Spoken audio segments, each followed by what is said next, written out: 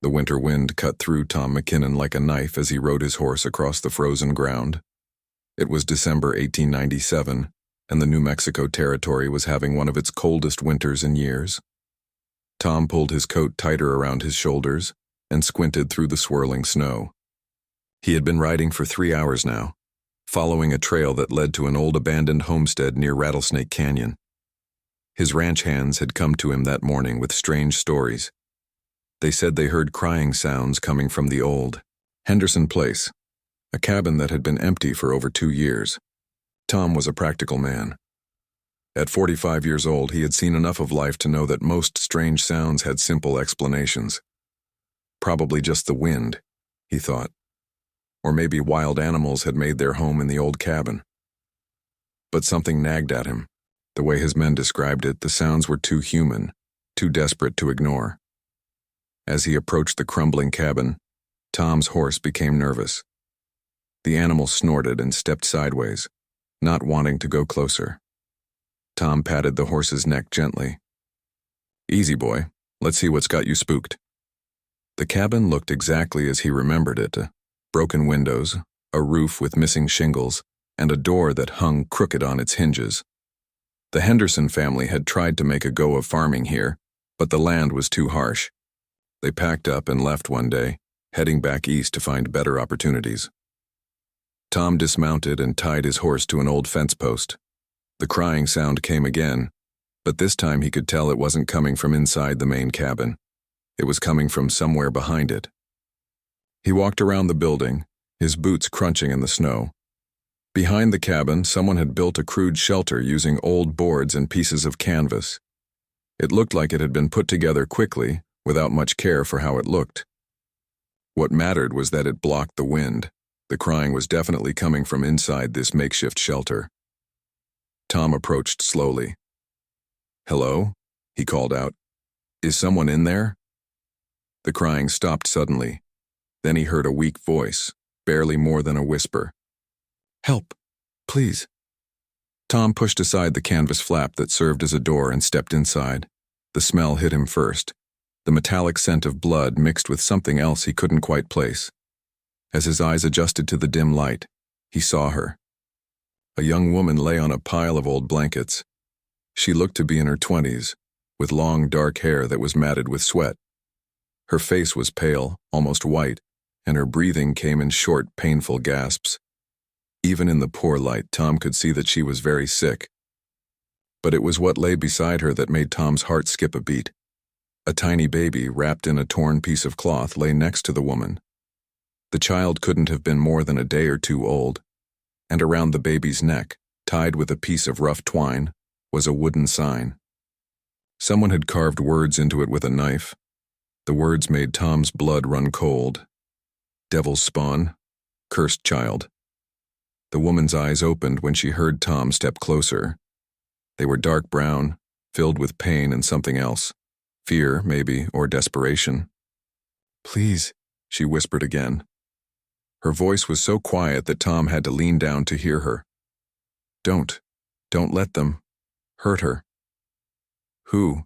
Tom asked gently. "Who wants to hurt the baby?" But the woman was fading fast. Tom had seen enough death in his time to recognize the signs. This woman wouldn't last much longer. "Maria," she breathed. "Her name is Maria. Please, protect her." The woman's hand reached out weakly toward the baby. Tom took her hand in his. It was cold as ice. "I'll protect her," he said, not really knowing why he was making such a promise. "I give you my word." The woman's eyes found his face. For just a moment, some of the pain seemed to leave her expression. "Thank you," she whispered. Those were her last words. Tom sat there for several minutes, holding the hand of a woman whose name he would never know. The baby began to cry again, a thin, hungry sound that seemed to echo off the walls of the little shelter. He looked down at the wooden sign around the child's neck. "Devil's spawn." What kind of person would write such a thing about an innocent baby? What had this woman been running from? Tom had questions that would never be answered, but he had made a promise, and Tom McKinnon was a man who kept his word. He carefully untied the cruel sign from around the baby's neck and threw it into the corner. Then he lifted the child gently. She was so small, so light. Her eyes opened and looked up at him. They were the most unusual color he had ever seen, a deep violet, almost purple. "Well, little Maria," he said softly, "I guess you're coming home with me." Tom wrapped the baby in his coat and carried her outside. He would need to come back later to bury the woman properly. For now, the most important thing was getting this child somewhere warm and safe. As he rode back toward his ranch, the baby quiet in his arms, Tom wondered what he was getting himself into. He was a bachelor, a rancher who lived a simple life with just his cattle and his housekeeper for company. What did he know about raising a child, especially a baby girl? But every time he looked down at little Maria's unusual eyes, he felt something stir in his chest. Maybe it was the protective instinct that had made him volunteer to fight in the war 20 years ago. Maybe it was just the basic human decency his mother had taught him before she died. Whatever it was, Tom McKinnon had just become a father. The snow continued to fall as they rode through the gathering darkness, and somewhere in the distance, a coyote howled at the winter moon. Tom pulled his coat tighter around the baby and urged his horse to move faster. Behind them, the wind whistled through the abandoned cabin where a young woman's story had ended, and where another story, the story of Maria and the cowboy who saved her, had just begun. The next morning brought more snow and a conversation that Tom knew would be difficult. He sat in his kitchen, holding little Maria while she slept peacefully in his arms. The baby had spent most of the night crying, but she seemed calmer now that she was warm and had been fed. Elena Ramirez, Tom's housekeeper, stood across the room with her arms crossed. She was a woman in her 50s who had worked for Tom for nearly 10 years. She was practical, hardworking, and usually unshakable, but right now she looked terrified. "You cannot keep this child, Señor Tom," she said for the third time that morning. "Did you not see the sign? Did you not read what it said?" Tom looked down at Maria's sleeping face. In the morning light, her unusual violet eyes were closed and she looked like any other baby. "I saw it, Elena. But it's just a piece of wood with words carved on it. It doesn't mean anything." Elena shook her head vigorously. "In my village, we know about such things. When a child is marked as cursed, there is always a reason. Always. The only reason," Tom said firmly, "is that some scared person wrote those words. Maybe the woman was in trouble. Maybe someone was trying to hurt her. But this baby didn't do anything wrong." Elena moved closer, but she wouldn't look directly at Maria. "Please, Señor Tom, take her to the town. Let the church deal with her. Padre Miguel will know what to do." Tom had met Padre Miguel once. He was an old priest who ran the small church in Socorro Springs, the nearest town. He seemed like a kind man, but Tom had also heard stories about what happened to unwanted children who were left at churches. They were often sent to orphanages in distant cities, places where children were forgotten. "No," Tom said quietly. "I made a promise to her mother. I said I would protect her. But Señor Tom, Elena." Tom's voice was gentle but firm. "I've made my decision. This little girl is staying here. If that's a problem for you, I'll understand if you want to find work somewhere else." Elena's eyes filled with tears. She had worked for Tom since shortly after his own parents died, and he had become like family to her. The idea of leaving was almost as frightening as staying with what she believed was a cursed child. "I will stay," she said finally. "But I will pray every day that we are not making a terrible mistake." Tom smiled. "That's all I can ask." Later that morning, Tom rode back to the abandoned homestead. He brought a shovel and some old boards from his barn. The woman who had died deserved a proper burial, even if he didn't know her name. He found a peaceful spot under a grove of cottonwood trees, about 100 yards from where he had found her. The ground was frozen, which made digging difficult, but Tom was determined to do right by Maria's mother. As he worked, he thought about the woman's final words. She had begged him to protect Maria, as if she knew that someone meant the child harm. But who? And why would anyone want to hurt an innocent baby? Tom found no answers in the cold winter air, only more questions. By afternoon, he had finished the burial and built a simple wooden cross to mark the grave.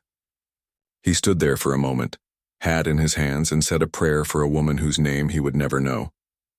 When he returned to the ranch, Elena was in the kitchen preparing lunch.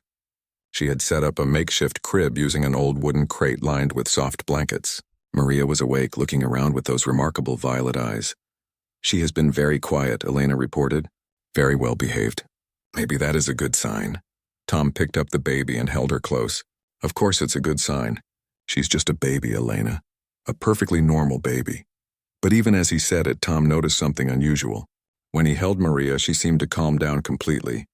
Her breathing became regular and she stopped fussing. It was as if his presence had some sort of soothing effect on her. Elena noticed it too. "See how she looks at you? It is not normal for such a small baby to focus like that." Tom brushed off her concern, but privately he had to admit that Maria did seem unusually alert for a newborn. Most babies her age slept almost constantly and couldn't focus their eyes on anything specific. But Maria seemed to study his face intently, as if she was trying to memorize every detail. Over the next few days, word began to spread through Socorro Springs about Tom's discovery. Ranch hands talked to other ranch hands, and soon everyone in the small frontier community knew that Tom McKinnon was raising a baby girl who had been found with a sign calling her Devil's Spawn. The reactions were swift and predictable. Some people thought Tom was being charitable by taking in an orphaned child, but others whispered that he was inviting trouble by keeping a baby that had been marked as cursed. The first real confrontation came on Thursday, when Tom rode into town to buy supplies. He had left Maria at home with Elena, but several people already knew about the baby. At the general store, the owner, Henry Walsh, greeted Tom with obvious discomfort. "Morning, Tom. Heard you took in that abandoned baby." "That's right," Tom said simply. He had decided not to volunteer any information, but he wouldn't lie if asked direct questions. "Also heard there was a sign with her," Henry continued. "Something about her being cursed." "There was a sign," Tom confirmed. "Written by someone who was probably scared and desperate." "Doesn't mean anything." Henry looked unconvinced. "Well, maybe. But folks are talking, Tom. Some are saying you might be bringing bad luck to the whole area." Tom set his purchases on the counter and looked Henry straight in the eye. "Her name is Maria Elena McKinnon. She's my daughter now, and if anyone has a problem with that, they can take it up with me directly." Henry nodded quickly and rang up Tom's purchases without another word about the baby. But as Tom loaded his supplies into his wagon, he noticed people watching him from doorways and windows. Some faces showed curiosity, others showed concern, and a few showed something that looked like fear. On the ride home, Tom made a decision that would affect the rest of his life. No matter what the townspeople thought, no matter how difficult things became, he would not abandon Maria. He had given his word to her dying mother, and he intended to keep it. Besides, when he looked at that little girl's face, he saw nothing but innocence and potential. Whatever had caused someone to label her as cursed, it had nothing to do with who she really was. Tom McKinnon was about to learn just how strong his convictions would need to be. The people of Socorro Springs were only beginning to form their opinions about the baby called Devil's Spawn, and not all of those opinions would be kind. But for now, as he rode home through the cold December afternoon, Tom felt something he hadn't experienced in years, a sense of purpose that went beyond just taking care of his cattle and his land. He was a father now, and that changed everything. 5 years had passed since that snowy December morning when Tom found baby Maria. Now, in the spring of 1902, she was a bright 5-year-old who followed Tom around the ranch like a small shadow. But Maria was not like other children, and everyone in Socorro Springs knew it. Her most striking feature was still those unusual violet eyes that had captivated Tom from the very first day. As she grew older, they seemed to become even more intense, almost as if they could see things that others missed. Her hair, which had been dark when she was born, had gradually turned white, not the white of old age, but a pure, silvery white that seemed to glow in certain light. Elena still crossed herself whenever she looked at Maria, but she had grown to love the child despite her fears. "She is a good girl," Elena would tell Tom, "but she is not normal." Tom couldn't argue with that assessment. Maria was different, and the differences were becoming more obvious as she grew older. It started with the animals. Every creature on the ranch, from the cattle to the chickens to the barn cats, seemed drawn to Maria in ways that defied explanation. Wild horses that wouldn't let Tom get within 50 yards would approach Maria calmly and let her pet their noses. Injured animals would somehow find their way to wherever Maria was playing, as if they knew she could help them. And somehow, she could. Tom first noticed it when Maria was 3 years old. One of his best cattle dogs, a border collie named Rusty, had been kicked by a spooked horse. The injury was bad. Tom was sure the dog wouldn't survive the night. But Maria had insisted on sitting with Rusty, gently petting his head and talking to him in her soft, musical voice. The next morning, Rusty was not only alive but walking around as if nothing had happened. The wound had healed completely, leaving not even a scar. Tom told himself it hadn't been as bad as he thought. Dogs were tough animals, and sometimes injuries looked worse than they were. But similar incidents kept happening. A chicken with a broken wing was perfectly fine after Maria spent an afternoon with it. A calf that was born sickly and weak became the strongest animal in the herd after Maria started visiting it every day. Even the ranch's vegetable garden seemed to grow better wherever Maria played. Elena was convinced these were signs of supernatural power. "She has the gift," she would whisper to Tom when Maria was out of earshot. "My grandmother had stories about people like this. They can heal with their touch." Tom remained skeptical, but he couldn't deny what he was seeing with his own eyes. Whether it was coincidence, natural healing, or something else entirely, strange things definitely happened around Maria. The people of Socorro Springs noticed too, and their reactions were mixed. Some were fascinated by the stories of Maria's unusual abilities. Others were frightened, remembering the sign that had been around, her neck as a baby. The situation became more complicated when Reverend Josiah Cross arrived in town. Cross was a traveling preacher who had decided to settle in Socorro Springs and establish a permanent church. He was a tall, thin man with intense dark eyes and a voice that could be heard from blocks away when he got excited about his sermons. From the moment Cross heard about Maria McKinnon, he declared her an abomination. "No natural child has such abilities," he proclaimed from his newly built pulpit. "No godly child is marked as this one was marked. The devil's work is among us, good people, and we must not allow it to take root in our community." Cross's sermons became increasingly focused on Maria, though he never mentioned her by name. He spoke about unnatural influences and children touched by darkness.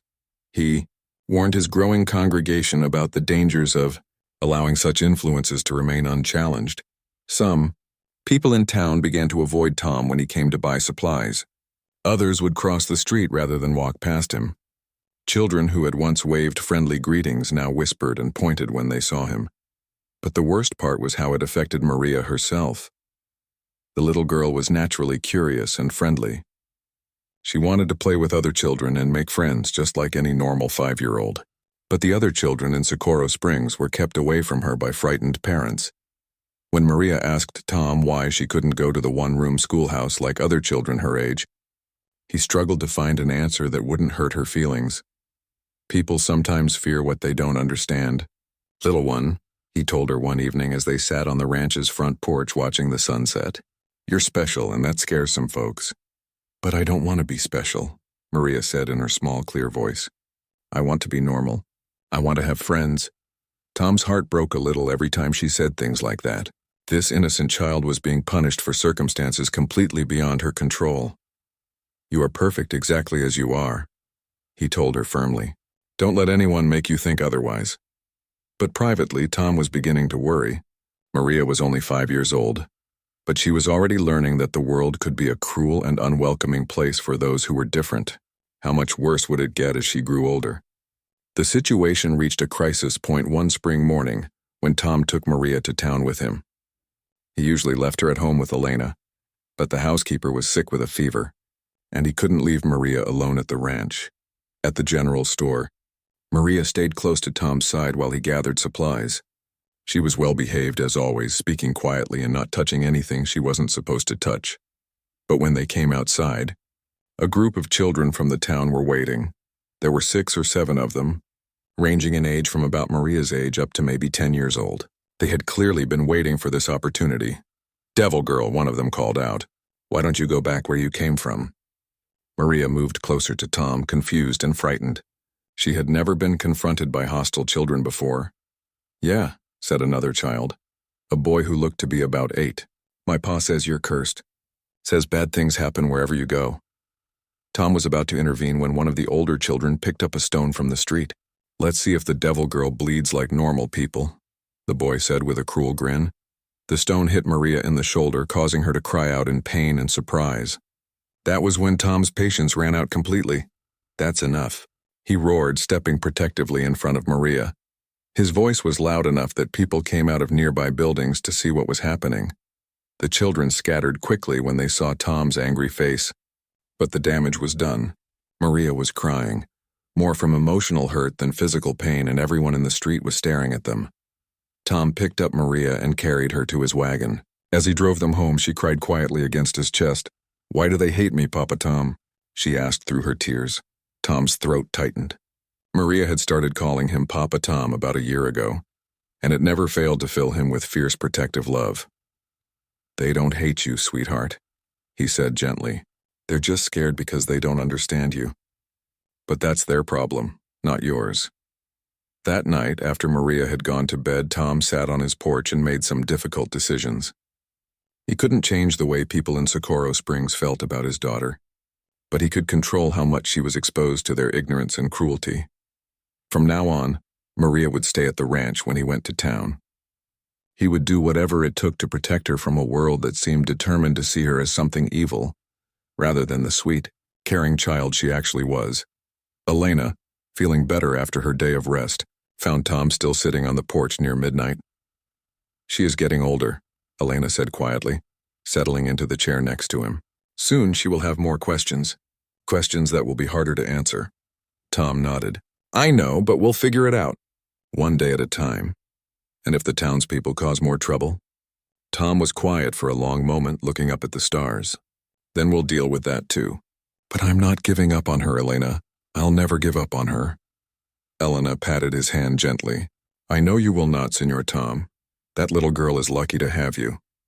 As Tom finally went inside to get some sleep, he realized that Elena was right about one thing. Maria was getting older and the questions would get harder. But no matter what challenges lay ahead, he would face them. Maria was his daughter in every way that mattered, and nothing would change that, not even the fear and superstition of an entire town. By the time Maria turned 8, the situation in Socorro Springs had grown much worse. What started as whispered concerns and frightened glances had developed into open hostility that seemed to follow Tom and Maria wherever they went. Reverend Cross's influence in the community had grown stronger over the past 3 years. His congregation now included most of the town's families, and his weekly sermons continued to focus on the dangers of allowing unnatural influences to remain unchallenged. Though he still didn't mention Maria by name, everyone knew exactly who he was talking about. The trouble began in earnest during the summer of 1905, when a series of unfortunate events struck Socorro Springs. It started with a fire at the Miller farm that destroyed their main barn and killed several head of cattle. Then a strange illness swept through the town, causing fever and stomach problems for dozens of families. Finally, an unusual late frost in early May damaged many of the area's crops just when they should have been thriving. None of these events had anything to do with Maria McKinnon, but that didn't stop people from making connections that existed only in their frightened minds. "It's no coincidence," Reverend Cross declared from his pulpit the Sunday after the crop damage was discovered. "Evil brings misfortune wherever it dwells. We have allowed darkness to take root in our community, and now we are paying the price." Tom heard about the sermon secondhand from a ranch hand who still attended Cross's church. The man was uncomfortable reporting what the preacher had said, but he felt Tom deserved to know. "Boss, he didn't say Maria's name exactly, but everybody knew who he was talking about," the ranch hand said. "People are getting worked up. Some are saying something needs to be done." Tom felt a chill that had nothing to do with the weather. "What kind of something?" The ranch hand shifted uncomfortably. "Don't rightly know. But Reverend Cross has been asking people to pray about what action the Lord might want them to take. He's been saying that sometimes good Christian folk have to take difficult steps to protect their community." That evening, Tom sat Maria down for a serious conversation. At 8 years old, she was old enough to understand that their situation was becoming dangerous. "Little one, I need you to listen carefully," Tom said, pulling his chair close to where she sat on the porch steps. "Some people in town are saying mean things about you. They might try to cause trouble for us." Maria's violet eyes were serious as she looked up at him. Is it because of the things that happen around me? The way animals get better when I touch them? Tom was surprised by her directness. He had never directly discussed Maria's unusual abilities with her, hoping she was too young to fully understand what was happening. You know about that? He asked gently. Maria nodded. I've always known. When I touch hurt animals, I can feel their pain go away. It feels warm inside me when it happens, but Elena says it scares people. Tom chose his words carefully. Some people are afraid of things they don't understand. Your gift is a wonderful thing, Maria. You help creatures that are suffering, but not everyone sees it that way. Should I stop? Maria asked in a small voice. Should I stop helping the hurt animals? No, Tom said firmly. Never stop being kind, little one. Never stop helping those who need it. But we need to be careful. From now on, when strangers come to the ranch, you need to stay inside with Elena. Don't let anyone except family see your gift. Maria nodded solemnly. Even at 8 years old, she understood that her life was different from other children's lives in ways that went far beyond not being allowed to attend school or play with other kids. Tom's precautions proved wise when, just a few days later, a group of men from town rode up to the ranch house. Tom counted 8 of them, led by Reverend Cross himself. They didn't come with friendly intentions. Tom stepped out onto his porch, making sure to close the door firmly behind him. Elena had taken Maria into the back room of the house as soon as they spotted the riders approaching. Afternoon, gentlemen, Tom said calmly, though his hand rested near the pistol on his hip. What brings you out to my place? Reverend Cross urged his horse forward a few steps. He was a tall, thin man who always looked like he was about to deliver a stern lecture. Today his face was set in grim lines that suggested trouble. Tom McKinnon, we've come to talk to you about the child you're harboring, Cross said in his booming preacher's voice. The time has come for action. Is that so? Tom kept his voice level. And what kind of action might that be? One of the other men, a farmer named Bill Patterson whose crops had been damaged in the late frost, urged his horse forward. That child of yours is bringing bad luck to this whole area, Tom. First the Miller fire, then the sickness, now the crop damage. It's too much to be coincidence. Tom looked at each man in turn. Some he recognized as reasonable people under normal circumstances, but fear could make reasonable people do unreasonable things. Those events have nothing to do with Maria, Tom said firmly. Barns catch fire, people get sick, and weather can be unpredictable. None of that has anything to do with an 8-year-old girl. An 8-year-old girl who was marked as cursed from birth, Cross interjected. An 8-year-old girl around whom unnatural things happen constantly. We've heard the stories, McKinnon. Animals that should die but don't. Plants that grow where they shouldn't. It's not natural. Tom felt his temper rising, but he forced himself to stay calm. Getting angry would only make things worse. What exactly are you asking me to do, Reverend? He said, cross-straightened in his saddle. Turn the child over to the church. Let us take her to a place where she can receive proper spiritual guidance, where her condition can be properly addressed. Tom knew what that meant. Cross wanted to take Maria away, probably to some distant institution where she would be locked away and forgotten. It was exactly what her dying mother had begged him to prevent. That's not going to happen, Tom said quietly. Be reasonable, McKinnon, another man called out. Think about the good of the community. Think about your neighbors. I am thinking about my daughter, Tom replied, emphasizing the word daughter, and I'm thinking about a promise I made 8 years ago to protect her. That promise stands. The men shifted uncomfortably in their saddles. A few exchanged glances that Tom didn't like. These were not men who were used to being told no. Reverend Cross raised his voice, slipping into his sermon tone. The Bible tells us that sometimes we must make difficult choices for the greater good. Sometimes we must cut out the diseased limb to save the body. This community is suffering because of the evil presence among us. There is no evil presence, Tom said, his own voice getting louder. There's just a little girl who has an unusual gift for helping hurt animals. If you see evil in that, the problem is with you, not with her. Cross's eyes flashed with anger. You are blinded by misguided affection, McKinnon. You cannot see the truth that is plain to everyone else. Tom stepped forward, his hand still near his gun. Here's the truth, Reverend. That little girl is under my protection. Anyone who wants to harm her will have to go through me first. Is that clear enough for everyone? For a long moment, the two groups of men stared at each other across the ranch yard. The tension was thick enough to cut with a knife. Finally, Cross pulled his horse back a step. This is not over, McKinnon. The Lord will not allow evil to triumph in this place. We will pray for guidance and we will act according to His will. You pray all you want, Tom said. But if you come onto my property again with threats, we're going to have a different kind of conversation.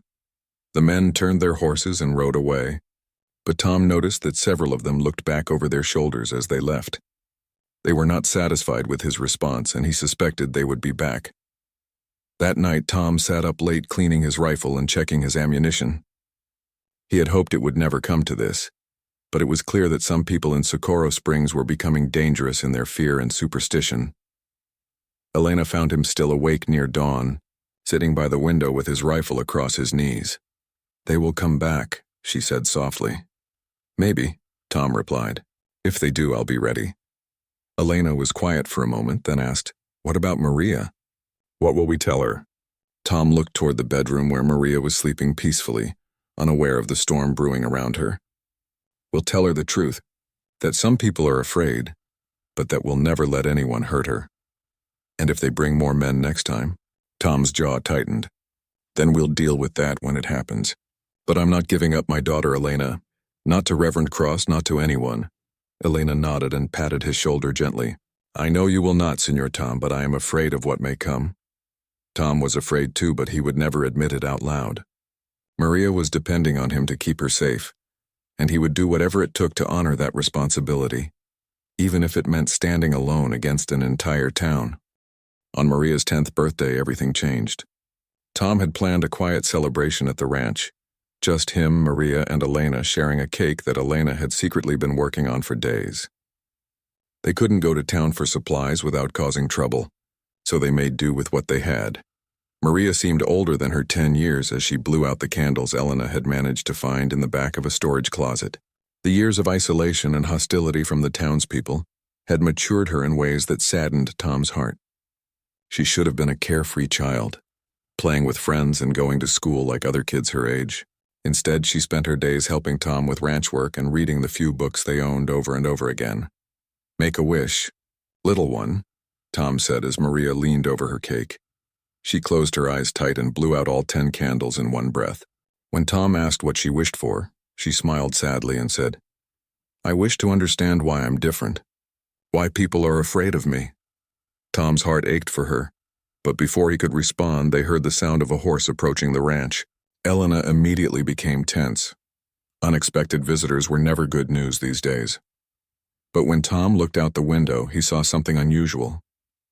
The rider was a stranger, but he wasn't dressed like the local townspeople. He wore a fine suit and rode an expensive-looking horse. He appeared to be alone, which was different from the groups of hostile visitors they usually received. Tom stepped onto the porch as the stranger dismounted. The man was probably in his 50s with graying hair and intelligent eyes behind wire-rimmed spectacles. He moved with the confidence of someone accustomed to being listened to and respected. "Mr. McKinnon?" the stranger called out politely. "My name is Dr. Augustus Whitmore. I wonder if I might have a word with you?" Tom kept his hand near his gun, but the man's manner seemed genuinely peaceful. "What about Dr. Whitmore?" "About the child you're raising." "About Maria Santos." Tom's blood ran cold. This stranger knew Maria's original last name, something Tom had never told anyone. He had given her his own name when he adopted her, but her mother had whispered Maria as she died. Tom had never known the woman's full name. "I think you'd better explain who you are and what you want," Tom said carefully. Dr. Whitmore raised his hands in a peaceful gesture. "I understand your caution, Mr. McKinnon. You've been protecting that child for 10 years, often at great personal cost. But I'm here to help, not to cause more trouble." "Help how?" "By giving you answers. By explaining why Maria is different, and why her mother was so desperate to protect her that she died alone in an abandoned cabin, rather than seek help from people who might have hurt her child." Elena had joined Tom on the porch, and Maria peeked out from behind her. Dr. Whitmore's eyes found the little girl, and his expression softened with something that looked like sadness and recognition. "Hello, Maria," he said gently. "You look very much like your mother." Maria stepped forward, her violet eyes wide with curiosity. "You knew my mother?" "I did. Her name was Isabella Santos, and she was one of the most remarkable people I ever met." Dr. Whitmore looked back at Tom. "May I come inside?" This is a long story and one that's better told sitting down. After a moment's hesitation, Tom nodded. Something about this man seemed trustworthy. And after 10 years of questions without answers, Tom found himself desperately wanting to know the truth about Maria's origins. They gathered around the kitchen table, with Maria sitting close to Tom and Elena hovering nervously nearby. Dr. Whitmore accepted a cup of coffee, and then began a story that sounded too strange to be true. During the Civil War, I worked for the government in a capacity that most people never knew existed, he began. We were researching unusual human abilities, people who seemed to have gifts that couldn't be explained by normal science. Tom frowned. What kind of gifts? Healing primarily. People who could ease pain, accelerate recovery from injuries, even cure illnesses that should have been fatal. It was all very secret, you understand. The government was hoping to develop these abilities for military applications. Maria leaned forward, fascinated. People could really do that? Heal others? Dr. Whitmore nodded. Oh yes, child. And your mother was the most gifted healer we ever encountered. Isabella Santos could cure almost anything just by laying her hands on the affected area. Soldiers who should have died recovered completely under her care. Then why did she run away? Tom asked. Dr. Whitmore's expression darkened. Because some of the people involved in the project became obsessed with understanding how the healing worked. They wanted to study Isabella's blood, her tissue samples, even her unborn children. When Isabella became pregnant with Maria, certain officials began talking about taking the baby immediately after birth for research purposes. Elena crossed herself and muttered a prayer in Spanish. Isabella knew that her child would likely inherit her healing abilities, Dr. Whitmore continued. She also knew that the government would never allow such a valuable resource to live a normal life. So she disappeared one night, leaving behind everything she owned except the hope that she could give her child a chance at freedom. Tom felt pieces of the puzzle clicking into place in his mind. The sign around Maria's neck when I found her, someone was trying to make sure no one would want to keep her. Exactly. Isabella was dying and desperate. She knew that if people thought Maria was cursed or dangerous, they might abandon her rather than try to exploit her gifts. She was hoping the child would end up in an orphanage where she could grow up anonymously. But instead, she ended up with me. Dr. Whitmore smiled. The best possible outcome from Isabella's perspective. You gave Maria safety, love, and protection. You kept her gifts secret and allowed her to develop naturally. Maria had been listening intently to every word. Now she spoke up with the directness that had always characterized her personality. So I'm not cursed. The things I can do, healing hurt animals and making plants grow better, that's not evil. Not evil at all, child, Dr. Whitmore said warmly. It's a gift, a rare and precious ability that comes from something in your blood, in your very cells, that science doesn't fully understand yet. But there's nothing supernatural or demonic about it. Tom felt a mixture of relief and new worry. If you know all this, Dr. Whitmore, that means other people might know it too. People who still want to study Maria. Dr. Whitmore nodded grimly. I'm afraid that's exactly why I'm here, Mr. McKinnon. Word has begun to spread in certain circles about a child in New Mexico who can heal animals and accelerate plant growth. There are people, government officials, private researchers, even foreign agents, who are very interested in finding Maria. Elena gasped. They want to take her away? They want to use her, Dr. Whitmore said bluntly, just as they wanted to use her mother. And unlike Isabella, Maria is still young enough to be molded, trained, controlled. Tom felt his protective instincts flare. That's not going to happen. I hope not. But Mr. McKinnon, you need to understand that these people have resources you can't imagine. They have money, influence, and legal authority. If they decide they want Maria, they will find ways to take her. The kitchen fell silent as everyone absorbed the implications of what Dr. Whitmore was saying. After 10 years of dealing with local superstition and religious fanaticism, they were now facing a threat that was far more organized and dangerous. Maria was the first to speak. What should we do? Dr. Whitmore looked at her with admiration. You're a brave girl, Maria Santos McKinnon. Your mother would be very proud of you. He turned to Tom. There are options, but none of them are easy. Tell me. There's a place in California, a community of people with unusual abilities. They live quietly, help each other, and protect their members from outside interference. Maria could be safe there, and she could learn to develop her gifts in a positive environment. Tom's heart sank. You're talking about Maria leaving here? Leaving me. Not necessarily. You could come too if you're willing to give up your ranch and start over somewhere new. Tom looked around the kitchen that had been his home for most of his adult life. This land had been in his family for decades. His parents were buried in the small cemetery behind the house. Everything he had ever known was here. But when he looked at Maria's hopeful face, he realized that none of that mattered as much as her safety and happiness. How long do we have to decide? He asked. Not long, Dr. Whitmore admitted. I've heard rumors that a research team will be arriving in this area within the next few months. Once they get here and start asking questions, it won't take them long to locate Maria. Tom stood up and walked to the window, looking out at the land he loved. Behind him, he could hear Maria asking Dr. Whitmore more questions about her mother and her abilities. For the first time since that snowy night 10 years ago, Tom McKinnon faced the possibility that keeping his promise to protect Maria might mean letting her go. The decision would be the hardest thing he had ever done. But as he listened to Maria's laughter, the first genuinely happy sound he had heard from her in months, Tom realized he already knew what choice he would have to make. Dr. Whitmore's warning proved accurate faster than anyone expected. Word of his visit to the McKinnon Ranch somehow reached Reverend Cross within days, and the preacher's reaction was swift and dramatic.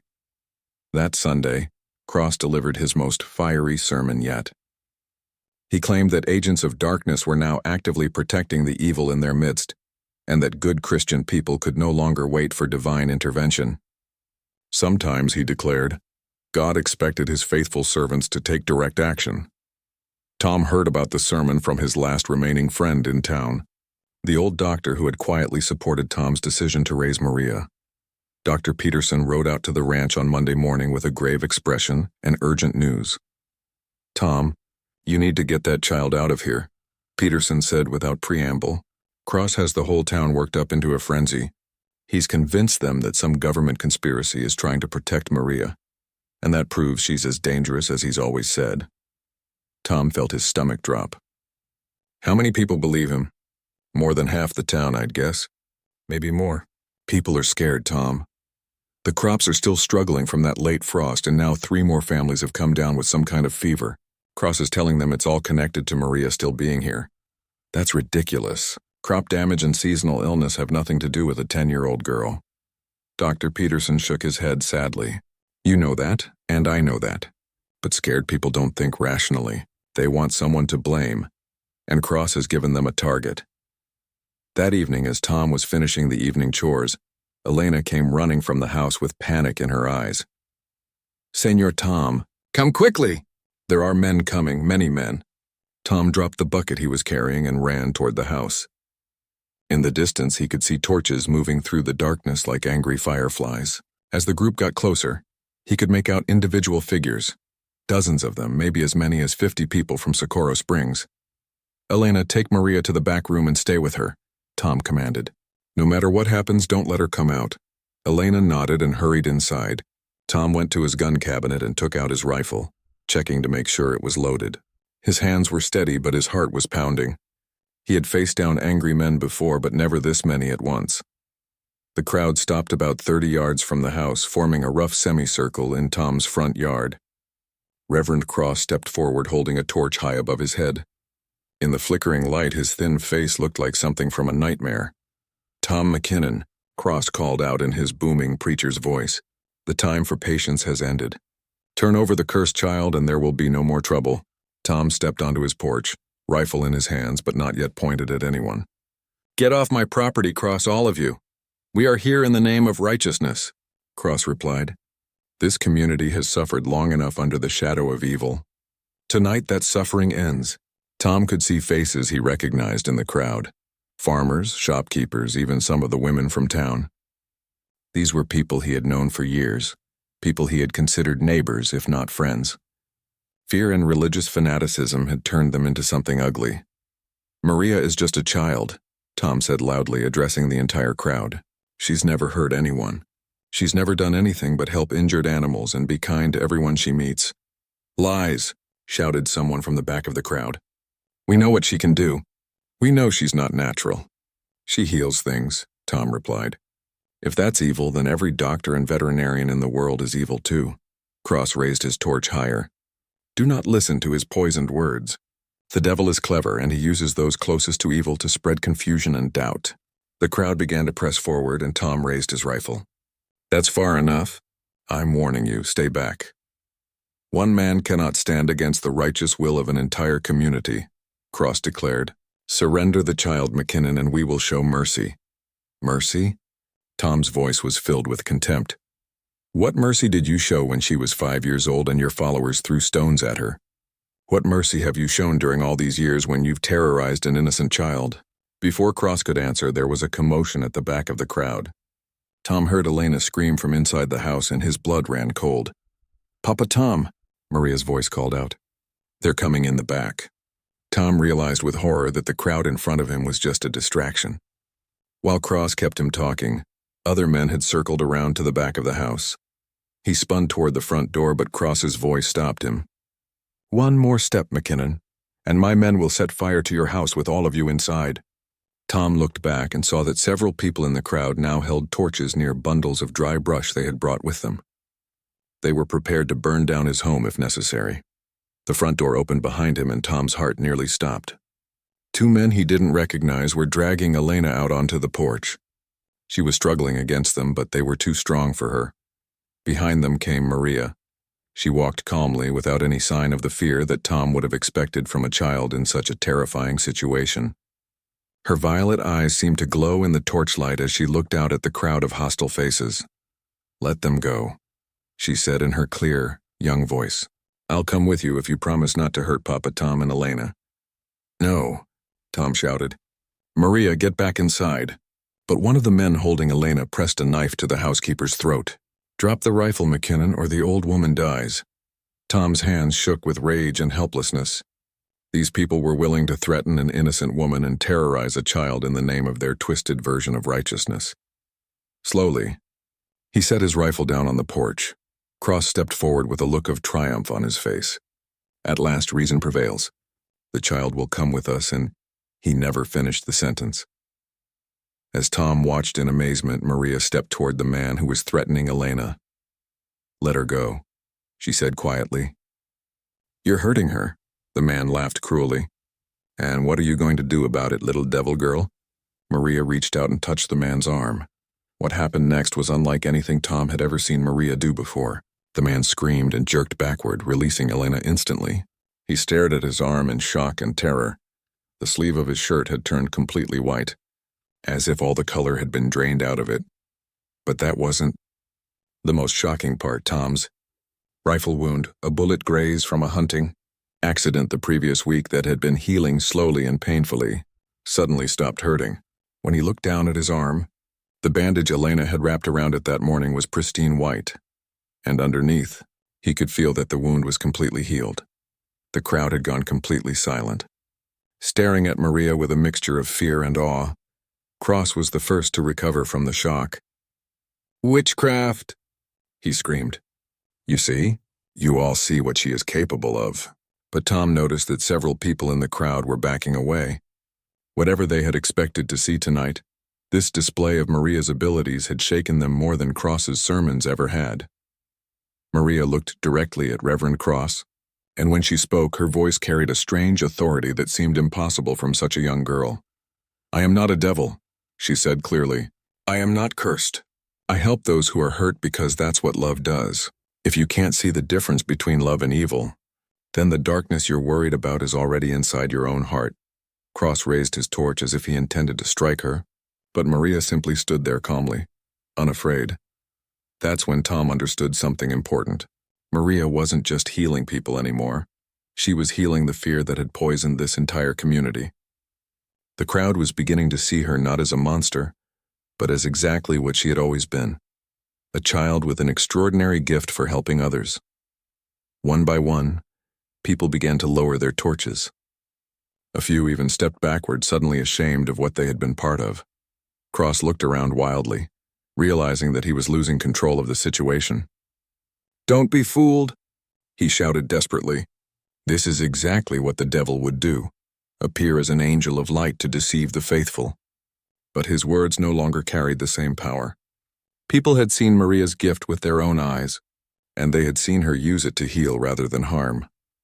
Tom picked up his rifle and stepped protectively next to Maria. "I think you've all seen enough for one night," he said firmly. "Time to go home." Most of the crowd began to disperse, but Cross and a handful of his most devoted followers remained. "This isn't over, McKinnon," Cross snarled. "There are others coming, people with authority who won't be swayed by tricks and illusions." Tom knew the preacher was referring to the government researchers Dr. Whitmore had warned them about. Cross might not know the details, but he had apparently heard enough to know that more trouble was coming. "Then we'll deal with that when it happens," Tom replied calmly. As the last of the crowd disappeared into the darkness, Tom looked down at Maria. She seemed exhausted by what had happened, but there was also something different about her, a kind of peaceful confidence that hadn't been there before. "Are you all right, little one?" Maria nodded. "I understand now, Papa Tom. I understand what my gift is really for." "What's that?" She smiled up at him with those remarkable violet eyes. "It's not just for healing bodies. It's for healing the kind of hurt that makes people afraid of what they don't." The confrontation with the mob had changed everything, but not in the way Tom had hoped. While many of the townspeople had been moved by witnessing Maria's healing gift firsthand, word of what happened that night spread far beyond Socorro Springs. Within 2 weeks, strangers began appearing in the area, well-dressed men asking careful questions about the McKinnon Ranch and the unusual child who lived there. Dr. Whitmore returned on a cold morning in late October, riding hard and looking worried. He barely took time to dismount before delivering his urgent message. "They're coming, Tom. The government research team I warned you about. They'll be here within days, maybe hours." Tom felt his heart sink. "How do you know?" "Because I've been tracking their movements for weeks. They have official documents, federal authority, and orders to bring Maria back to Washington for evaluation and study. Once they arrive, you won't have any legal way to stop them." Elena, who had been listening from the kitchen doorway, crossed herself and whispered a prayer. The past few weeks had been the most peaceful they'd experienced in years, with many townspeople now leaving them alone, or even offering friendly waves when they saw Tom in town. But this new threat was far more dangerous than local superstition. "What about the place you mentioned in California?" Tom asked. "The community where Maria could be safe?" Dr. Whitmore nodded. "It's still an option, but you'd have to leave immediately. Tonight, if possible." "And Tom," he paused, his expression grave, "you'd never be able to come back. Once you disappear with Maria, you'll both be fugitives. The government doesn't give up easily on assets they consider valuable." Tom walked to the window and looked out at the land he had called home for his entire adult life. The ranch stretched out before him, rolling hills where his cattle grazed, the barn he had built with his own hands, the small cemetery where his parents rested under simple wooden crosses. This place held every memory of his life before Maria, but Maria herself had become more important than any of those memories. "Papa Tom," Maria's voice came from behind him. She had entered the room so quietly that he hadn't heard her. "Are we in trouble again?" Tom turned to look at his daughter. At 10 years old, Maria had the wisdom of someone much older, earned through years of dealing with fear and hostility from others. Her violet eyes held a calmness that amazed him. "Some people want to take you away from here, little one," Tom said honestly. "People who want to study your gift instead of letting you use it to help others." Maria considered this for a moment. "The same kind of people who wanted to use my mother?" Dr. Whitmore answered. "Exactly the same, child. They see abilities like yours as tools to be controlled rather than gifts to be cherished." "Then we should go," Maria said simply. "I don't want to be a tool for people who don't understand what love is." Tom's throat tightened. "Maria, if we leave here, we can never come back. This ranch, this land that's been in our family for generations, we'd have to give up everything." Maria walked over to him and took his hand. Her small fingers were warm against his calloused palm. "Papa Tom, you gave up your quiet life to save me when I was a baby. You gave up having friends in town to protect me. You've given up so much already." "That was different," Tom said. "That was my choice." "And this is my choice too," Maria replied with surprising firmness. "I choose to go somewhere I can learn about my gift and use it to help people, instead of staying here and being afraid all the time." Elena stepped forward, tears in her eyes. "And what about me, Nina?" I am too old to start over in a new place. Tom had been dreading this moment. Elena was like family to him, but she was in her 60s now, and the journey to California would be hard even for younger people. But Maria surprised them both. Elena, you taught me how to cook and sew and take care of a house. You sang me lullabies when I had nightmares about people calling me cursed. You're my family too. The community in California would welcome Elena as well, Dr. Whitmore added gently. Many of the residents there are older people who help care for the children and young adults with special abilities. Elena wiped her eyes with her apron. If my Nina goes, then I go too. This old woman has followed her this far. I will not stop now. Dr. Whitmore looked relieved. Then it's settled. But we need to move quickly. I have a wagon hidden about 5 miles from here, loaded with supplies for the journey. We can take only what you can carry in saddlebags. The next few hours were a blur of difficult decisions. Tom packed his father's watch, his mother's Bible, and a few photographs, the only personal items he could justify carrying.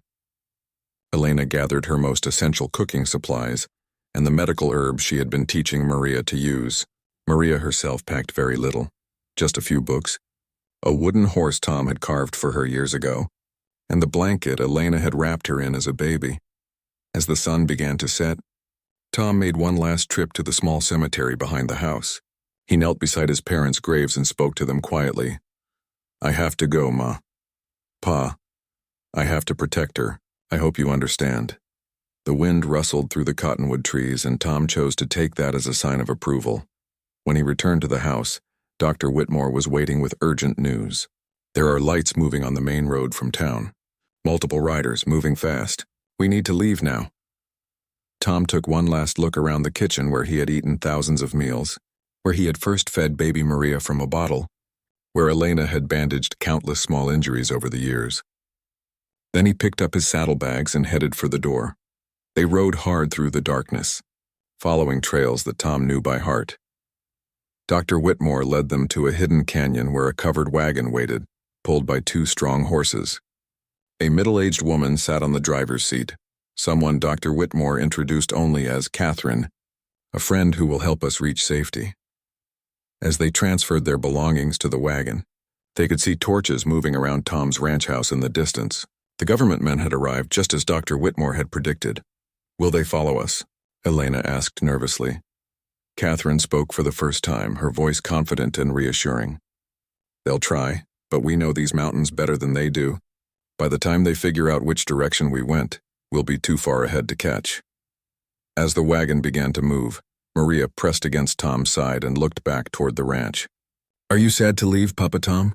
Tom put his arm around her and considered the question. He was sad to leave the land that held so many memories.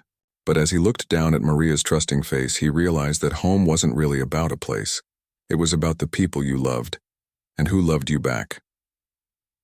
No, little one, he said honestly. I'm not sad. I'm ready for our new adventure. Maria smiled and settled against his shoulder. I think my mother would be happy that we're going somewhere safe. Somewhere I can learn to use my gift the right way. Dr. Whitmore, riding alongside the wagon, overheard her comment.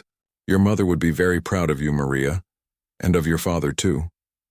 As they disappeared into the darkness of the mountain trails, Tom McKinnon left behind everything he had ever known. But he was taking with him the most important things in his life.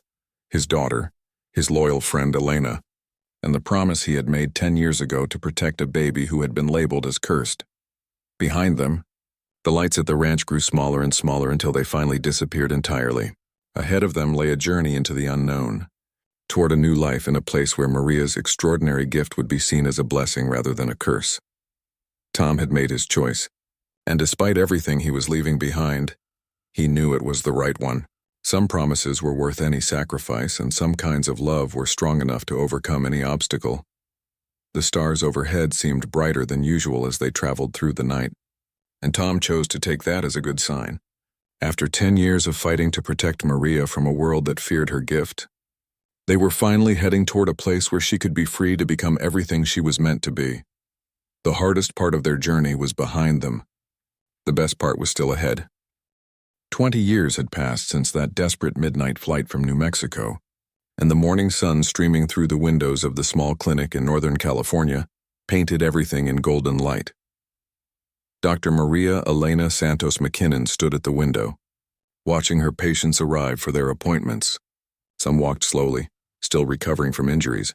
Others moved with the careful steps of men who had seen too much war and were learning to live with peace again. At 30 years old, Maria had grown into a woman of remarkable grace and confidence. Her violet eyes, once a source of fear and suspicion, now brought comfort to everyone who saw them. Her prematurely white hair, now long and elegant, was often the first thing people noticed about her. But it was her gentle manner and healing touch that they remembered. The clinic had been her dream for 5 years now. After spending her teenage years in the protected community Dr. Whitmore had led them to, Maria had wanted to use her gift to help those who needed it most. The wounded veterans returning from the Great War had broken bodies and spirits that conventional medicine struggled to heal. But Maria's touch could ease pain that went far deeper than physical injuries.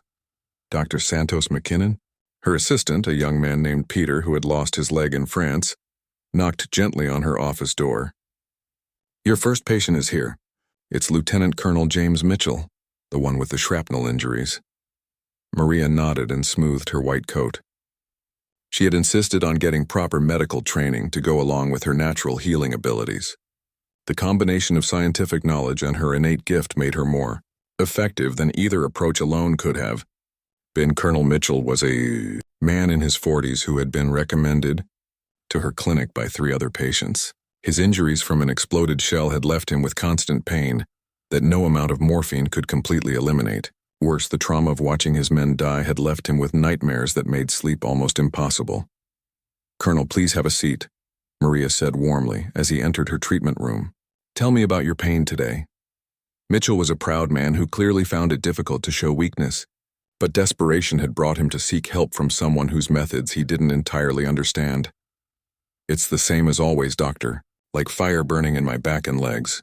The regular doctors say there's nothing more they can do. Too much metal still in there to remove safely." Maria nodded sympathetically. "And the nightmares?" Mitchell's jaw tightened. "Every night. I see their faces, hear their voices. Sometimes I wake up thinking I'm still in that trench." "May I?"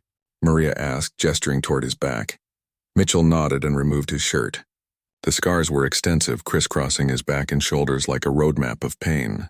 Maria placed her hands gently on the worst of the scarred areas and closed her eyes. The warmth flowed through her hands, just as it had when she was a child helping injured animals on Tom's ranch. But now she understood her gift much better. It wasn't just about healing physical damage, it was about helping people find peace with their pain, both visible and invisible. Under her touch, Colonel Mitchell's breathing began to slow and deepen. The tension in his shoulders relaxed for the first time in years. When Maria finished, he sat quietly for several minutes, as if afraid to move and break whatever spell she had cast. "The pain," he said finally, wonder in his voice. "It's gone. How is that possible?" Maria smiled. "Your body remembers how to heal itself. Sometimes it just needs a reminder." She sat down across from him. "The nightmares may take longer, Colonel. Emotional wounds often run deeper than physical ones, but they can heal too with time and patience." As Colonel Mitchell left the clinic with tears of relief in his eyes, Maria felt the same satisfaction she had experienced as a child when she helped a wounded bird take flight again. This was what her gift was meant for, not to be studied or controlled, but to bring hope and healing to those who needed it most. A knock on the back door of the clinic interrupted her thoughts. She opened it to find Tom McKinnon standing on the step, his arms full of vegetables from his garden.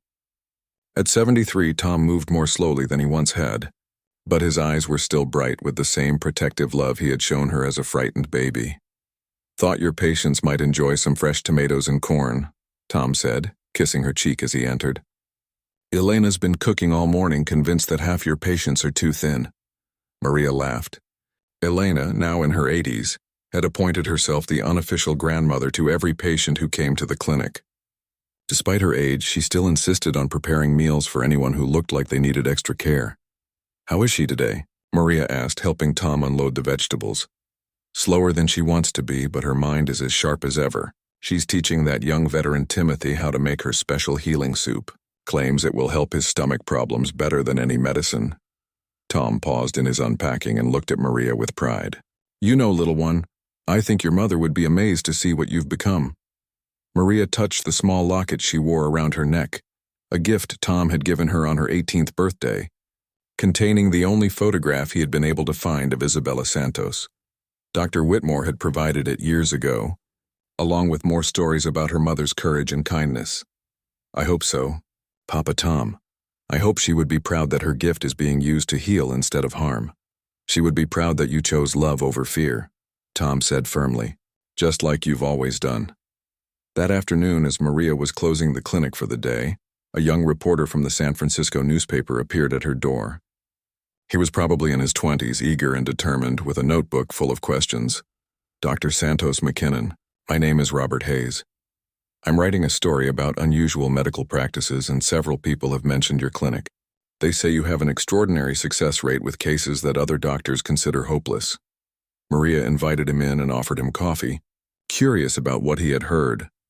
"I'm particularly interested in your background," Hayes continued. "I've heard stories that you were found as a baby in New Mexico under mysterious circumstances. Is it true that you were raised by a cowboy who saved you from some kind of danger?" Maria smiled at the description. "Tom McKinnon is much more than just a cowboy, Mr. Hayes. He's the man who chose love when others chose fear. He's the reason I'm alive today, and the reason I'm able to help others." Hayes scribbled notes eagerly. "What about the stories that you were labeled as devil's spawn when he found you? And the rumors about your healing abilities?" Maria was quiet for a moment, considering how much to share. Over the years, she had learned to be careful about revealing too much about her gift. There were still people who might want to exploit her abilities if they knew the full extent of what she could do. "Mr. Hayes, I've learned that people often fear what they don't understand. When I was a child, some people saw my ability to help sick animals and called it unnatural. But fear can blind us to the truth that love and healing are the most natural forces in the world." Hayes leaned forward, sensing there was more to the story.